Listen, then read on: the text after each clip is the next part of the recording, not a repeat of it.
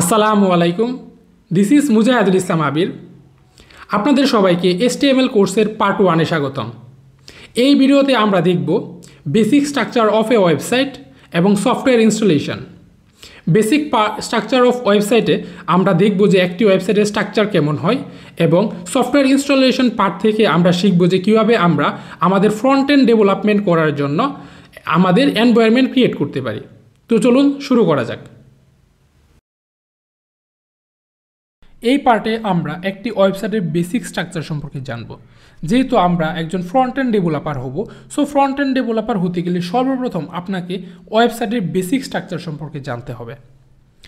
একটি ওয়েবসাইটের বেসিক স্ট্রাকচারের মধ্যে মূলত 4টি পার্ট থাকে। প্রথম পার্টটি হলো হেডার সেকশন, দ্বিতীয় পার্টটি হলো নেভিগেশন সেকশন, দেন থার্ড যে পার্ট এটিকে বলা হয় বডি সেকশন। এই বডির ভিতরে অনেকগুলো সেকশন থাকতে পারে, অ্যাসাইড থাকতে পারে, আর্টিকেল থাকতে পারে। দেন লাস্ট যে পার্ট এটি হলো ফুটার সেকশন। তো চলুন আমরা একটি লাইভ ওয়েবসাইটের মাধ্যমে আমরা একটি ওয়েবসাইটের বেসিক স্ট্রাকচার দেখে আসি। ওকে, আমরা এখন একটি ওয়েবসাইটে চলে আসলাম। এই ওয়েবসাইটটি লাইভ ওয়েবসাইট। এই ওয়েবসাইটে আমরা দেখব যে আমাদের কোথায় কোন স্ট্রাকচারটি ইউজ করা হয়েছে। ওকে, তো সর্বপ্রথম আমরা কি জানি, একটি ওয়েবসাইটে একটি নেভিগেশন বা হেডার সেকশন থাকে, তাই না? তো এইখানে এই যে সেকশনটা দেখতেছেন, লোগো, নেভিগেশন মেনু, সো এইটাকে বলা হয় হেডার সেকশন বা নেভিগেশন সেকশন। এই হেডার বা নেভিগেশন সেকশনের মধ্যে লোগো থাকে, নেভিগেশন বার থাকে, বাটন থাকে, সার্চ বার থাকে। ওকে, তারপরের পার্টটা হলো হিরো সেকশন, যেটা বডি পার্টেরই একটা অংশ। সো এই বডি পার্টের মধ্যে সর্বপ্রথম যেই সেকশনটা আমাদের টোটাল ওয়েবসাইটটাকে ফিচার করে ওইটাকে বলা হয় হিরো সেকশন। ওকে, সো এইখানে আমরা যেই সেকশনটুকু দেখতে পারতেছি, আমাদের স্ক্রিনে যেই সেকশনটুকু দেখা যাচ্ছে, এটি হলো হিরো সেকশন। একটি ওয়েবসাইটের মাস্ট বি হিরো একটি সেকশন থাকেই। ওকে, তারপরে যেই অংশটুকু আমরা দেখব, হিরো সেকশনের নিচ থেকে শুরু করে একদম ফোটার, এই যে সবার লাস্টের যে অপশনটুকু আছে এটাকে বলা হয়, এই সেকশনকে বলা হয় ফোটার সেকশন। ওকে, সো আমাদের এই ফোটার সেকশন থেকে শুরু করে আমাদের এই হিরো সেকশন পর্যন্ত এর মাঝখানের যে অংশটুকু ওইটিকে বলা হয় বডি। ওকে, একটি বডির মধ্যে আমরা জানি অনেকগুলো সেকশন থাকে। ওকে, তো এখানে আমরা দেখব যে আওয়ার সার্ভিস নামে একটি সেকশন আছে, এখানে টেস্টিমোনিয়াল একটি সেকশন আছে, তারপরে ওদের অ্যাবাউট আস সম্পর্কে একটি সেকশন আছে, তারপরে কুয়েশনস করার জন্য একটি সেকশন রেখেছে। ওকে, সো আই থিঙ্ক আপনারা বুঝতে পেরেছেন যে একটি ওয়েবসাইটের বেসিক স্ট্রাকচার কেমন হয়। একটি ওয়েবসাইটের বেসিক স্ট্রাকচারের মধ্যে সর্বপ্রথম হেডার বা নেভিগেশন থাকবে, তারপর একটি হিরো সেকশন থাকবে যেটি বডির মধ্যেই থাকে, তারপরে একটা বডি পার্ট থাকবে, যে বডি পার্টের মধ্যে অনেকগুলো সেকশন থাকতে পারে, এবং সর্বশেষ আমাদের একটি ফুটার সেকশন থাকবে। ওকে, তো আমাদের বেসিক ওয়েবসাইটের যে স্ট্রাকচারটা আছে ওই স্ট্রাকচারটা আমরা জেনে গেলাম। এখন নেক্সট পার্টে আমরা আমাদের সফটওয়্যার ইনস্টলেশন দেখব, যে আমাদের ফ্রন্ট এন্ড ডেভেলপমেন্ট করার জন্য আমাদের কী সফটওয়্যার প্রয়োজন হবে, কোন সফটওয়্যারের মাধ্যমে আমাদের ফ্রন্ট এন্ড ডেভেলপমেন্টটা আমরা শুরু করতে পারি, ওই সফটওয়্যারটা আমরা দেখব। ওকে, এই পার্টে আমরা সফটওয়্যার ইনস্টলেশন দেখব। আপনি যদি ফ্রন্ট এন্ড ডেভেলপার হতে চান তাহলে সর্বপ্রথম আপনার দুইটি জিনিস লাগবে। একটি হলো কোড এডিটর, অন্যটি হলো ওয়েব ব্রাউজার। কোড এডিটর হিসাবে আমি VS কোড ইউজ করব, ওয়েব ব্রাউজার হিসাবে আপনি ফায়ারফক্স অথবা ক্রোম ইউজ করতে পারেন। তো চলুন ডাউনলোড করা যাক। সর্বপ্রথম আপনি একটি ওয়েব ব্রাউজারে চলে যাবেন। ওয়েব ব্রাউজারে চলে যাওয়ার পরে সার্চ বারে আপনি লিখতে পারেন কোড VS কোড।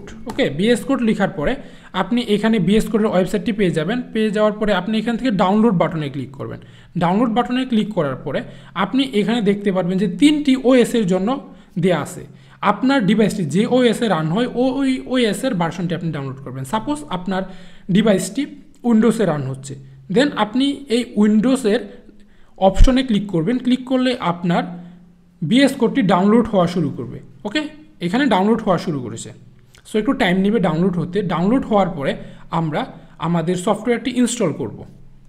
আমাদের VS কোডটি ডাউনলোড হওয়া কমপ্লিট হয়েছে। এখন আমরা এই VS কোডটি ইনস্টল করব।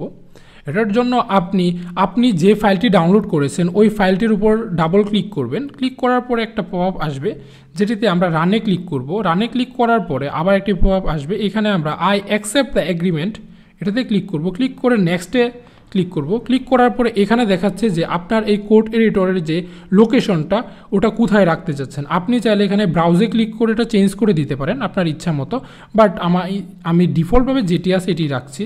তারপরে আপনি নেক্সটে ক্লিক করবেন, তারপরে আবার নেক্সট, তারপরে এখান থেকে আপনি প্রথম দুটি চেক করে দিবেন, কজ এই দুটি যদি আপনি চেক করে দেন তাহলে আপনার ব্রাউজারের যে কোনো আপনার ফাইলের যে কোনো জায়গা থেকে আপনি আপনার ব্রাউজারে রান করতে পারবেন বা বিএস কোডে আপনার কোডটি রান করতে পারবেন। দেন আমি নেক্সটে ক্লিক করব, ক্লিক করার পরে আবার ইনস্টলে ক্লিক করব, দেন আমাদের বিএস কোডটি ইনস্টল হওয়া শুরু করবে।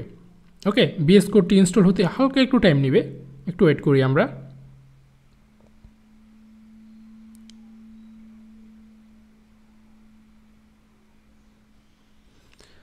ওকে, আমাদের বিএস কোডটি কমপ্লিট হয়ে গেছে ইনস্টল হওয়া। এখন আমরা ফিনিশে ক্লিক করব। ওকে, ফিনিশে ক্লিক করার পরে আমাদের বিএস কোডটি অটোমেটিকলি ওপেন হয়ে যাবে। ওকে, সো এইখানে আমার একটা ফাইল রয়েছে অলরেডি, দ্যাটস এরকম আসতেছে, বাট আপনাদের হয়তো এরকম আসবে। ওকে, সো এরকম এটা হলো ওয়েলকাম পেজ। আপনি চাইলে এই ওয়েলকাম পেজটি ডিলিট করে দিতে পারেন। দেন এইখানে 4th 5th যে অপশনটি আছে এক্সটেনশন, এটাতে আমরা ক্লিক করব। ওকে, সো আমাদের এই টিউটোরিয়ালের জন্য, এই কোর্সের জন্য আমাদের কিছু প্লাগইনস দরকার হবে যেগুলো আমাদের কোড লেখার সময় অনেক হেল্প করবে। যেমন সর্বপ্রথম আমাদের লাগবে লাইভ সার্ভার। এই প্লাগইনটি লাইভ সার্ভারে কী করবে, যখন আমরা কোড করব সাথে সাথে ওই কোডটি লাইভ দেখাবে। এখানে আপনারা সার্চ দিবেন লাইভ সার্ভার।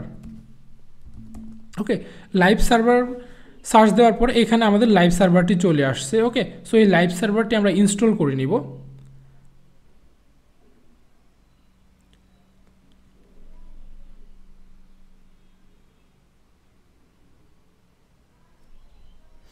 একটু টাইম লাগবে, 32 MB, দ্যাটস ওয়াই একটু টাইম লাগবে। সো এখন আমরা আরেকটি প্লাগইন ইনস্টল করি, ওটি হলো যে আইকন। যখন আমরা বিভিন্ন ফাইল এই কোড এডিটরে রান করব, ওই ফাইলের জন্য এইখানে দেখেন যে আইকনটা আছে, এই আইকনগুলো হবে। ওকে, সো ওইটার জন্য আমাদের একটা আইকন এক্সটেনশন প্রয়োজন। সো এটার জন্য আমরা ম্যাটেরিয়াল আইকন এই প্লাগইনটি ইউজ করব, যাতে আমরা যখন কোড করব এই উপরের দিকে আমাদের ওই আইকনগুলো শো করে। ওকে, তো আমরা এখন ম্যাটেরিয়াল আইকনটা ইনস্টল করে নিচ্ছি আমাদের আইকনগুলো শো করার জন্য। ওকে, তো মোটামুটি এই দুইটি প্লাগইনই আমাদের এখন যথেষ্ট। পরবর্তীতে যখন আমাদের বিভিন্ন প্লাগইন প্রয়োজন হবে, আমরা তখন আমাদের নেসেসারি অনুযায়ী ওই প্লাগইনগুলো ডাউনলোড করে নিব। তো দেখা হচ্ছে নেক্সট ভিডিওতে, সেই পর্যন্ত ভালো থাকবেন। আল্লাহ হাফেজ।